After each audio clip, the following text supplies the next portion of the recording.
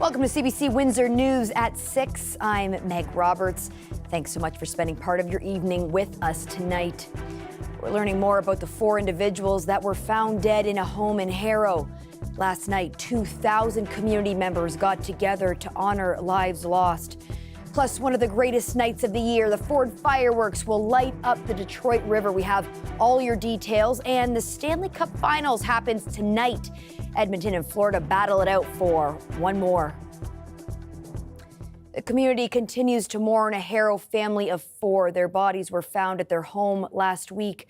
Tonight, we hear from those who love them as the community looks for answers. The CBC's Dulcin Chen has more. It's been 4 days since a family of 4 was found dead in their home on County Road 13, but there's still little confirmation about what happened. As of Monday evening, Essex County OPP still have not released the identities of the dead or the circumstances of their passing. But those names have emerged in the community. At a vigil on Sunday, friends named Carly Walsh, her children 13-year-old Madison and 8-year-old Hunter, and her husband Steve Walsh as the deceased. A crowd of almost 2,000 gathered to share their grief. I was Maddie's best friend. I don't know what to say because this is just really sad. And I also just really love the whole family. There are no words to say that can describe this tragedy to make anyone feel better. We are all feeling sad, angry, numb, and confused. How do we make sense of all of this? The generosity that we've seen in the wake of their deaths is a testament to the pillar that this family was in our small community. She was one of the hardest working, fierce, loving people I've ever met. She loved her family endlessly. She was a person who you could always count on. The Walshes were beloved in Harrow's tightly knit community. Madison and Hunter were active in Harrow minor soccer and other sports through St. Anthony Catholic Elementary School. Carly worked as an assistant manager at Paglioni Estate Winery. When the worst things happen, worse than we can possibly imagine, when those things happen, we have to encourage each other to be our best selves. We have to help each other. Every one of us need to see that there is still lots of good in this world. Essex Mayor Sherry Bondi said funeral arrangements are in the process of being made. The Harrow Health Center will continue to offer mental health support this week. Fundraising on behalf of the family is being handled by the Harrow Rotary Club. Contributions to funeral costs will be collected at the Harrow Open Streets event on Friday. Dulcin Chen, CBC News, Windsor. After an officer was charged with sexual assault last week, Windsor police have just now told CBC he is suspended with pay. The Ontario Special Investigations Unit charged Staff Sergeant Ken Price with 4 counts of sexual assault. The SIU began that investigation in January after being notified. They say the allegations involve a woman and span from 2011 to 2015. Windsor police say it was a workplace-related matter. Price is scheduled to appear in court on July 18th. My favorite night of the year, the annual Ford fireworks will light up the Detroit River tonight. This is some video from previous years with some gorgeous weather conditions. Thousands of people are expected to gather along both sides of the river tonight. And we have all of those details for those who are heading down here. The fireworks start at 9:55, and within the last hour, police started closing down streets. Streets north of Wyandotte Street between Pallissier Street to Almer Avenue and Riverside Drive from Huron Church Road to Devonshire Road will be closed. The road closures are currently restricting access to the Windsor International Transit Terminal. That means the 6 p.m. to 9 p.m. tunnel bus trips will not run, and detours will begin. The city is also offering a free bus shuttle service downtown for the night, starting at 6 p.m. until around 12:15 a.m. The shuttle bus will pick up passengers at Devonshire Mall and drop them off in front of City Hall Square. Okay, so hopefully you've gotten the information you need, and we're going to bring in Colette shortly for that important weather forecast. But first, let's head down to the festivities. The CBC's Jacob Barker joins us live. Jacob, for those who aren't down there yet, what's it feeling like? Well, I got to say, Meg, there's already quite a crowd down here just across from Hart Plaza in Detroit. You can see a similar crowd gathering on that side of the river. So everybody on both sides of the river getting ready to take in the big show. There's a lot of excitement. People got here really early. I know there's some ice cream vendors set up, some snacks you can get, and if you take a little extra walk down from here, you can go to the carnival and maybe ride a few rides before those fireworks take off. So there's a lot of fun to be had in a lot of different ways, but of course everybody's waiting for the big show, and we did have a chance to talk to the choreographer, who's actually from Canada. He's from Quebec. His name's Patrick Bro. He gave us a little taste of what we might see tonight. It's going to be a lot of fireworks going off. There's 4,000 firings, and that's not every firework that's going off. There's 10,000, more than 10,000 fireworks, he says, are going to be shot into the sky. So a lot of people got here early to see that, but some people got here really early to see it. We spoke with a couple of families that got here very early in the day. Set up at 5:30 a.m. Mainly my husband. Middle barge view, that's what we have. So we get to enjoy the view of all three barges, but this is just a primo spot. And our family all congregates and just fits. This is a family tradition going for about 30 years. And we just thoroughly enjoy it, and so do our grandchildren now as well. So they'll all be here by 6 p.m. We have sandwiches, snacks, all the above. We're chilling all day long. It's beautiful. Nice to be retired. My mom lives in Canada, and actually we're going to go see her tomorrow. We got the hotel for tonight, and we just find it's more relaxing and pleasant here. And we like meeting the people. Usually we meet people and talk to them. This is the first year we came with friends. We all, drove ourselves, but these are our friends, and I hope they enjoy it as much as we've been enjoying it. So if you did come down early, this is how everybody's waiting to take the show in. A lot of them spreading out blankets. This is Paris, TJ, and Alitra. They're over from Detroit to take in the big show, along with some family that live on this side. And I'm going to start with Paris. You said you like coming over for the fireworks. Why do you like coming over so much?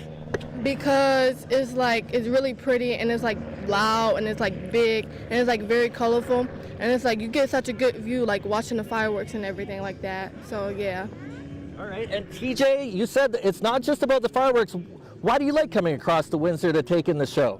Because you get you get to have experience a very good vibe before the fireworks start. Do fun things like play games, eat nice snacks, and yeah.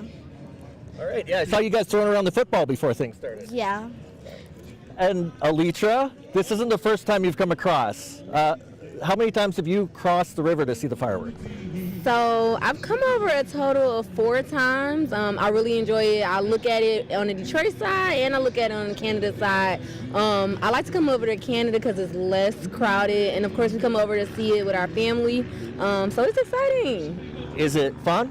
Very fun. We made a whole day of it. We've been out all morning, so it's super fun. I don't want to get too controversial here, but do you have a preference, watching it from Detroit or watching it from Windsor? Now, I'm born and raised Detroit City, so I don't know.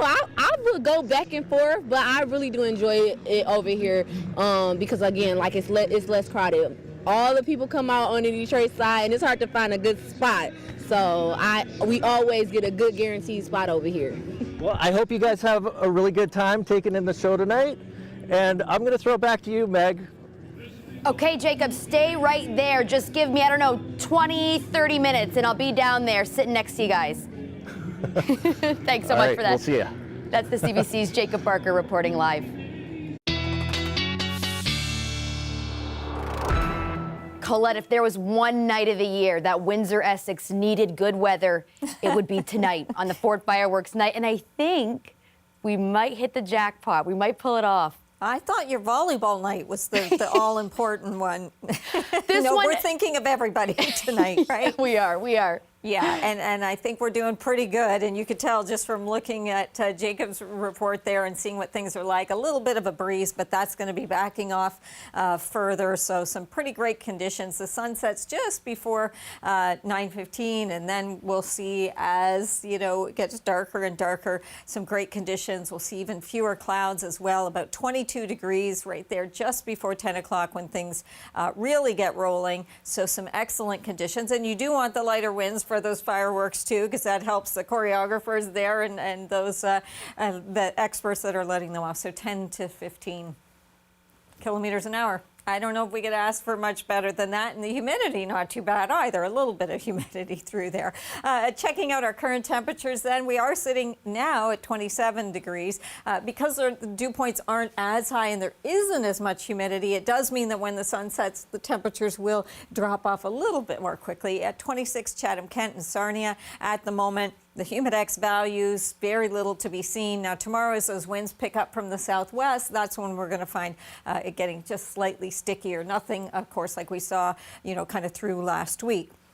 So some of that fair weather cloud that's kind of bubbled up through the day, we see that dissipating through the overnight. And then tomorrow morning, some of that coming back in again, but that will be because of a system that's going to be approaching. So as that boundary comes towards us, then we're going to start to see not only some clouds, but as we get into tomorrow morning, that chance of some showers and thunderstorms. Now, this is really kind of splitting as it approaches the lower Great Lakes.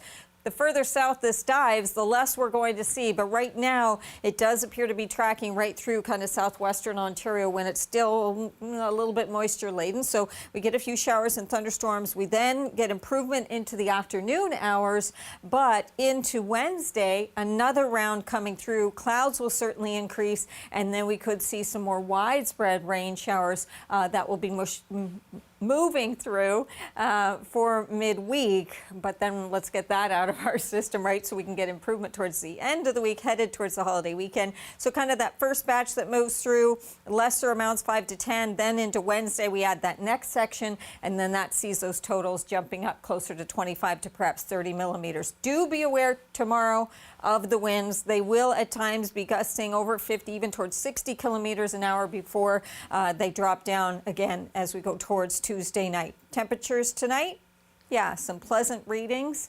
18 for the low through the overnight hours, and then tomorrow with some of that heat and humidity, but again, keeping in mind that'll roll through, and then by later afternoon, we'll actually get back into some improvement. There you go, the temperature for Wednesday, and then we do cool down, a little more comfortable there for a couple of days with all that sunshine, Meg. I just love it. No rain jackets, no umbrellas for tonight. That's good. Just relax and enjoy. I absolutely will. Thanks so much for that, Colette. You're welcome. Well, sports fans in Windsor have a tough decision tonight, watching the Ford fireworks or Game 7 of the NHL Stanley Cup playoffs. Well, one Windsor family has the best of both worlds, setting up a TV on the front lawn of their Riverside home. That way, they don't miss a minute of the game on TV while still taking in the show in the sky. And it's going to be a game all you sports fans won't want to miss, potentially history-making for the Edmonton Oilers as they attempt to complete the ultimate comeback to bring the Stanley Cup home to Canada. Only one team in NHL history has stormed back from being down 3-0 in the finals, with the Leafs accomplishing that feat back in 1942. The CBC's Greg Ross is live for us tonight in Newmarket, the hometown of the Oilers captain Connor McDavid. Greg, we know fans here in Windsor are pretty excited. How are fans feeling where you are? Well, look around. Look at this. It's a sea of blue and orange jerseys. It almost feels like I'm in northern Alberta right now, but no, we are just north of Toronto, about an hour north of Toronto here in Newmarket. This is what they call the Riverwalk Commons, but they've renamed it temporarily. It's now Connor McDavid Square, and for the entire Stanley Cup final, they have been broadcasting these games because this is the home. This is where Connor McDavid grew up. This is where he went to school. This is where he started playing hockey. We got the mayor right here to talk a little bit about this. Obviously, this is a big deal because Connor McDavid, this is his hometown. Yeah, well, you can see everybody's very excited, and they are so connected. Connor's family, so connected to the community, school, hockey, extracurricular activities, and to know that he is, arguably the best player in the world, playing in the 7th game of the Stanley Cup Finals for the Canadian team, it's pretty epic. It's pretty incredible that you guys have been able to get these crowds, expecting their biggest crowd. Maybe about 1,000 people are going to gather into this little square to watch the game on the big screen here behind me. We've got some kids here, and a lot of these young kids are going to the same school that Connor McDavid went to. Any kids here, show of hands, who go to the same school that Connor? Look at all these hands going up. I mean, what's that like to know that a guy like Connor McDavid, maybe one of the greatest, if not the greatest ever to play the game, and you went to the same school? I think it's very cool, and it's like a very cool opportunity. You see pictures of him all over the school, and our school is doing a lot to recognize what he's been doing. A lot to recognize it, and he's doing a lot to recognize what he's been doing. How about just this historic run with the fact that he's putting up all those points? He talked about dragging his team back to Alberta. He's now dragged them back to Florida. Sunrise, Florida, Game 7 tonight. Remember, the Oilers trailed 3-0 in this series. It seemed like all hope was lost. These fans were still coming out to watch the games here, but there's no doubt about it. It wasn't looking good, but Connor McDavid turned on the Jets. He's been outstanding in this series. A lot of people say that he's already won the Conn Smythe Trophy as the most valuable player. But I asked you just a couple of minutes ago, do you think if he is able to pull it off and win the ultimate prize, do you think he brings the cup back here to Newmarket? I think he does, but of course it's Connor's day with the cup, and we're here to support him in any way we can. We'd love to be a small part of his special day, but no matter what, we are incredibly proud of him and the team he's leading. And this is very exciting, and we hope we can see the cup here in Newmarket. All right, let's take a little quick poll here with all the kids that are gathered around. They got their Oilers jerseys on. I need to know, by screaming and yelling, you think the Florida Panthers are going to win tonight? Just like a cheer for Florida Panthers. Is it going to be Connor McDavid and the Edmonton Oilers? Are they going to win? All right. Again, like I said, we're in Northern Ontario, not Northern Alberta, but lots of Oiler fans here to watch this Game 7 tonight and hoping to witness history. Beautiful night to watch some hockey. Thanks so much for that, Greg. That's the CBC's Greg Ross reporting live. Well, there's that beautiful view of the Detroit skyline, and we're just seeing some barges float down the river now, the backdrop of tonight's big show. In just a matter of hours, a breathtaking display. We've got more news coming up. Stay tuned.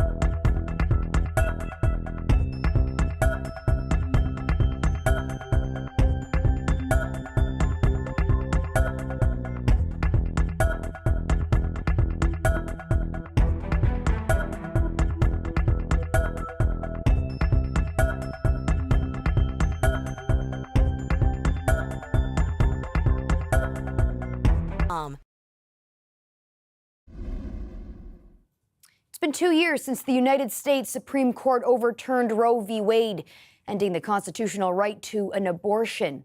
Women on this side of the border gathered today to speak out against the decision.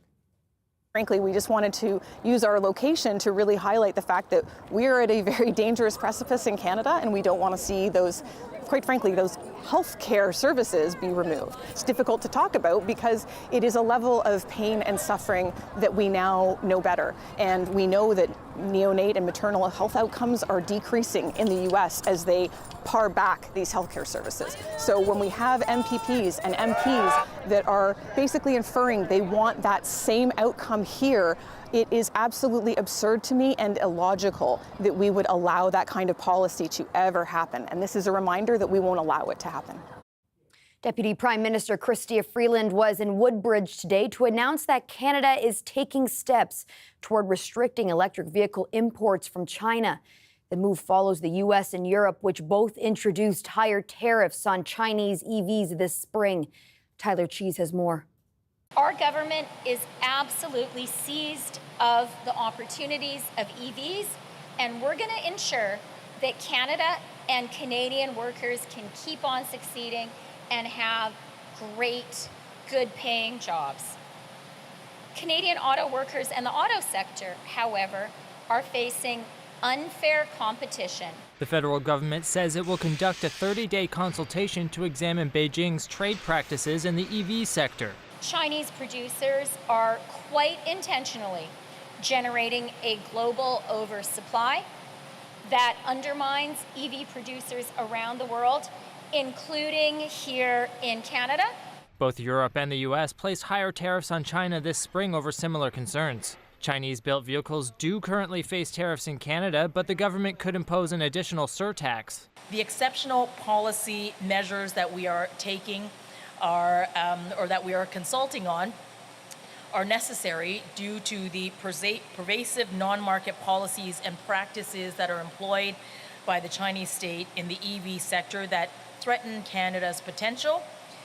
China puts their practices puts at risk flooding our market and undercutting our homegrown businesses and supply chains, and doing that also puts Canadian jobs at risk. The government's consultation will also look at adjusting federal incentives for zero-emission vehicles, including rebates of up to $5,000 available to Canadians who buy or lease an EV. It will also look at how cybersecurity and data security may be impacted by Chinese-made EVs. Those representing the automotive industry are applauding the government's efforts. Here we price carbon, and here we invest in clean energy. Those investments cost a lot, that infrastructure costs a lot. We shouldn't just allow somebody who's going to make dirty, clean vehicles to plug into our infrastructure at our cost. He says these measures will also prevent the import of vehicles made under unethical labor practices. The Chinese have a different commitment to labor and labor costs and labor treatment. That means how long the shift is, how much they pay people. They're real issues. The government consultation is set to begin on July 2nd. Tyler Cheese, CBC News, Toronto. Residents in a small Canadian community are learning how to fight forest fires. It's part of a plan to ramp up help during the dangerous season.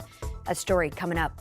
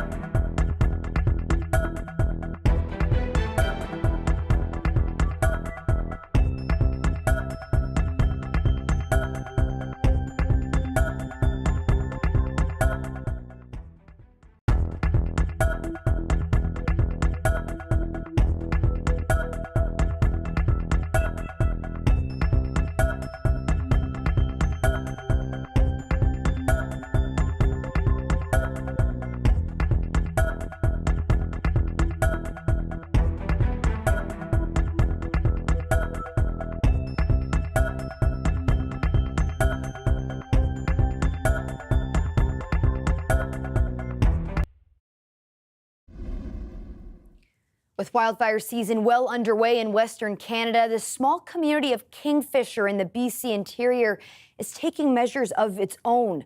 Over the weekend, residents received basic training in how to fight fires. As Megan Dooling reports, it's part of the province's plan to bulk up human resources to help BC wildfire crews in remote areas. Everything we have is volunteer. So people built fire wagons complete with hoses and pumps, and that's all been community-minded people. So yeah, every year we just get a little bit better, a little bit more knowledgeable, and I think we're going in the right direction. Kingfisher is a rural community with around 500 year-round residents. It doesn't have a fire department, so community members are doing what they can to be self-reliant. The Kingfisher Community Society formed so the group could sign up for the 2-day S100 course.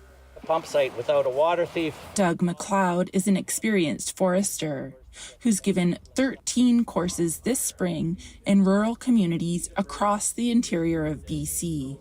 In my experience, the locals, they know the area, they know the roads, they know the terrain, they know the weather. They're invaluable. They know the water sources.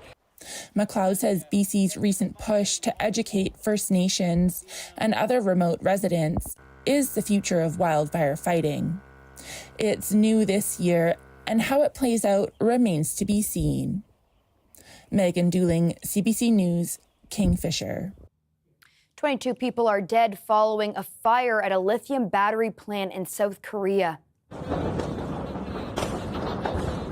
Officials say the fire was likely sparked by exploding lithium batteries. Most of the victims were migrant workers from China. The fire reportedly began in the area of the plant where workers inspect and package the batteries. Authorities have not yet determined the cause of the explosion. One dog is finding out that being exceptionally ugly can be rewarding. The world's ugliest dog is Wildfire!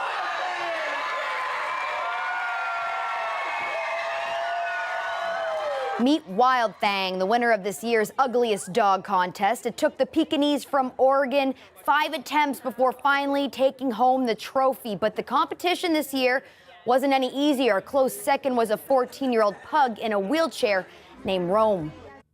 That's it for CBC Windsor News. Thanks so much for tuning in. Enjoy the fireworks. Looking forward to seeing you back here tomorrow night.